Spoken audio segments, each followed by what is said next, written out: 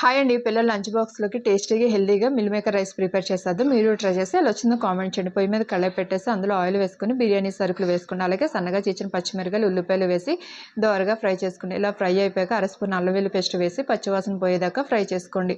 ఇలా ఫ్రై అయిపోయాక 2 టమాటాలు చిన్నగా కట్ చేసి వేసుకొని అలాగే రుచి సరిపడ ఉప్పు కూడా వేసి బాగా కలిపేసి మూత పెట్టి ఒక 5 నిమిషాలు మగ్గనివ్వండి. ఇప్పుడు మూత తీసేద్దాం. మిల్ మేకర్ అని ఒక బాయిల్ పొంగనిచ్చాక గట్టిగా వాటర్ లేకుండా పిండేసుకోండి. ఇప్పుడు పిండేసుకున్న ఈ మిల్ మేకర్ని కూడా వేసి బాగా 2 నిమిషాలు ఫ్రై చేసుకోండి. ఇలా ఫ్రై అయిపోయాక ఇందులో అర స్పూన్ పసుపు, అర స్పూన్ కారం, అలాగే ధనియాల పొడి, జీలకర్ర పొడి, గరం మసాలా వేసేయండి. వేసి 2 నిమిషాలు ఇలాగ ఫ్రై చేసుకోండి. మసాలా అంతా మిల్ మేకర్కి పట్టాలి కదా.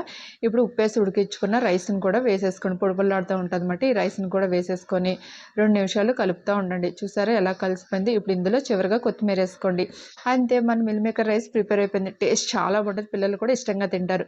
Please like, thank you friends and subscribe. Bye bye.